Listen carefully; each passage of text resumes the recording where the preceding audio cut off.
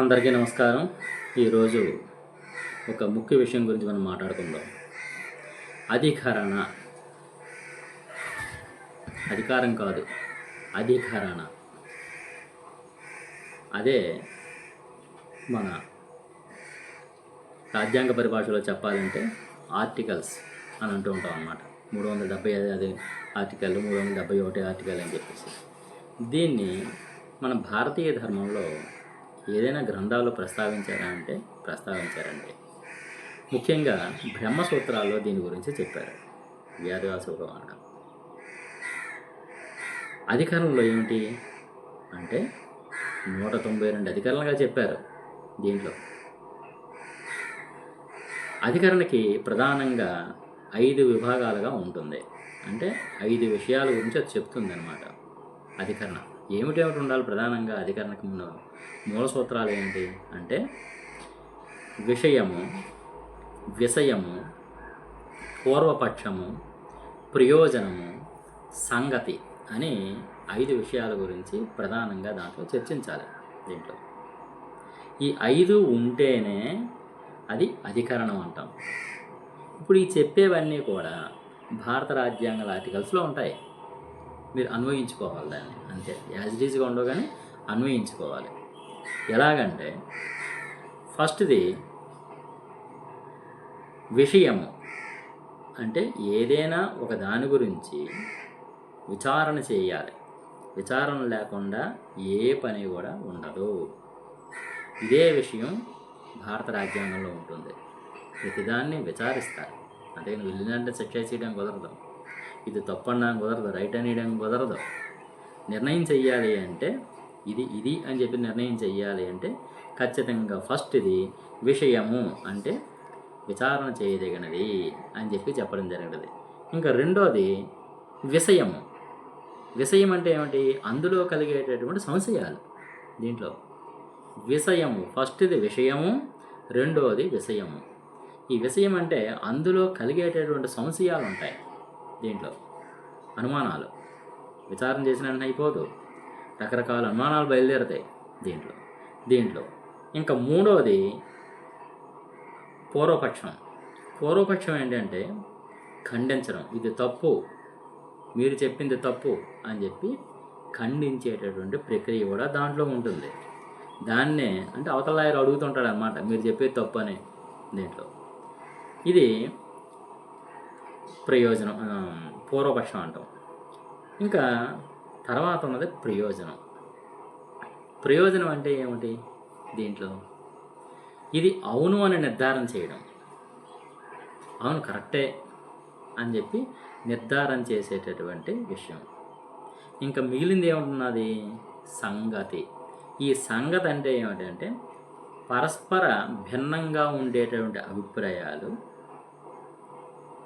ఒకటై ఒక అభిప్రాయానికి రావడమే సంగతి. దీంట్లో అంటే పరస్పర విభిన్నమైనటువంటి వాళ్ళు, విభిన్న విషయాల గురించి చర్చించిన వాళ్ళు, విభిన్న విషయాల గురించి విచారింపబడిన వారు ఎవరైతే ఉన్నారో వాళ్ళందరూ కూడా ఒక మాట మీదకు వచ్చి పరస్పర అనుకూలత చూపడం. దీన్నే ఈ 5 ఉన్నదాన్ని ఏంటంటారంటే అధికరణ అని చెప్పి అంటారనమాట. ఈ విషయాలన్నీ కూడా మనం చూసుకుంటే ఆర్టికల్స్లో ఉంటాయి. వెళ్ళిన వెంటనే అలాగే తప్పు చేయగానే తీసుకెళ్ళి లోపడేసారు. విచారణ చేయాలి, వాదోపవాదాలు ఉండాలి, అవతల వాళ్ళు ఖండిస్తుంటారు, వీళ్ళు అవునని ఉంటారు. ఇవన్నీ కూడా అయితే ఇది నిర్ధారణ చేయడానికి మళ్ళీ కొన్ని సబ్ డివిజన్స్ చేశారు. ఏమిటి చేయాలి? ఏదైనా ఒక విషయం గురించి కానీ, ఒక తగు గురించి కానీ, ఒక పుస్తకం గురించి కానీ మనం మాట్లాడేటప్పుడు ఆ విషయం గురించి ఎంత యథార్థంగా ఉన్నది, దాని గురించి మన అభిప్రాయం ఏమిటి, అదే విషయం గురించి ఇతరుల తాలూకు ఎదుటివారి తాలూకు అభిప్రాయం ఏమిటి. అంటే మన అభిప్రాయం కూడా పూర్తిగా ఇదే కరెక్ట్ అని చెప్పి అనుకోకూడదు. ఎదుటి వాళ్ళ తాలూకు అభిప్రాయాన్ని కూడా గౌరవించాలి. ఒకసారి మన అభిప్రాయం తప్పై ఉండొచ్చు. అలాంటప్పుడు ఎదుటివారు చెప్పింది కరెక్ట్ అయినప్పుడు దాన్ని మనం ఏకీభవించాలి దీంట్లో. అంతేగాని నేను పట్టిన కుందేలు 3 కాళ్ళు అని చెప్పి వాదించకూడదు దీంట్లో. తర్వాత ఇంకా రెండోది దాని మీద, ఆ విషయం మీద ఎంతముందు జరిగినటువంటి వాదోపవాదాలు ఏమిటి, ఎక్కడితో అయిపోదు. ఇక్కడ ఉండేటువంటి వాదోపవాదాలే కాదు, ఇంతకుముందు గతంలో జరిగినటువంటి వాదోపవాదాలు కూడా. అంచేతే కోర్టుల్లో కూడా ఏదైనా ఒక కేసు వచ్చినప్పుడు ఏం చేస్తారంటే పాత ఇంతకుముందు సుప్రీంకోర్టులోనో హైకోర్టులోనో ఏదైతే పాత తగువులు ఉంటాయో దాని మీద తీర్పులు ఉంటాయో ఆ తీర్పులను కూడా కోర్టు చేస్తారు. అందుకే దీంట్లో కోర్టు చేసి ఇలా ఉన్నది కాబట్టి ఈ సమస్య పరిష్కారం ఇది అని చెప్పి చెప్తారనమాట. అది న్యాయశాస్త్రం తాలూకుది, ఇది ధర్మశాస్త్రం. అది అంటే అన్నీ ఒక దగ్గరికే వెళతాయి. అంటే మూలం ఈనాడు జరిగినటువంటి న్యాయ వ్యవస్థలో ఉండేటువంటి ఈ గ్రంథ రాజ్యాల్లో దాంట్లో ఉండి నిక్షిప్తం చేసినటువంటి విషయాలన్నీ కూడా మన గ్రంథాల్లో ఎప్పుడో కూడా నివిడీకృతం అయి ఉన్నాయి ఇవన్నీ కూడా.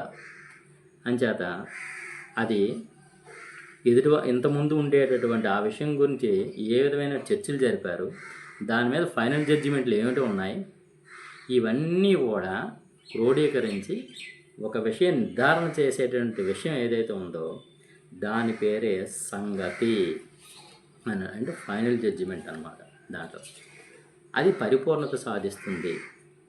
ఒక గ్రంథమైన, ఒక చట్టమైన, ఒక తీర్పు అయినా సరే ఈ విషయాలు ప్రధానంగా ప్రస్తావించాలి.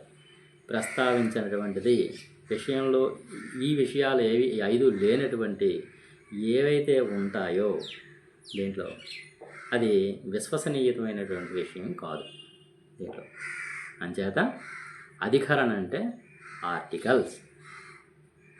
దీంట్లో భారత రాజ్యాంగ దృష్టిలో చూసుకున్న ఆర్టికల్లు మన భాషలో మనం మాట్లాడేటప్పుడు, మన భారత సంస్కృతిలో మాట్లాడేటప్పుడు, మన భారతీయ గ్రంథాలను బేస్ చేసుకుని మాట్లాడేటప్పుడు దీని పేరు అధికరణ అని చెప్పి అంటారన్నమాట. నమస్కారం అండి.